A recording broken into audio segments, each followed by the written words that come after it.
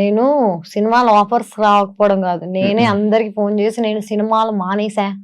నేను ఇంకా యాక్టింగ్ చేయను. నేను ఇలాంటి కథలన్నీ పడ్డాను. First of all Bigg Boss అయిన వెంటనే already bad name or whatever that ఉన్న టైంలో 2 years I didn't work. Bigg Boss నుంచి వచ్చిన డబ్బులతో సర్వైవ్ అయ్యాను. తప్పది.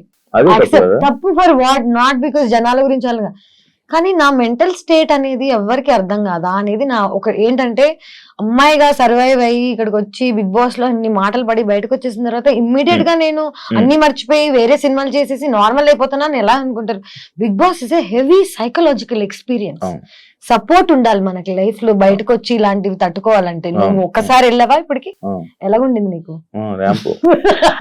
మరి అలాంటిది బయటకు వచ్చేసరికి నేను ప్రేమిస్తున్న అబ్బాయి అన్ని మొత్తం పెంట్ అయిపోయి, I was going to get married, marriage cancel అయిపోయి, ఇండియా నుంచి బయటకు వెళ్ళిపోయి ఏమైపోయిందంటే ఇదే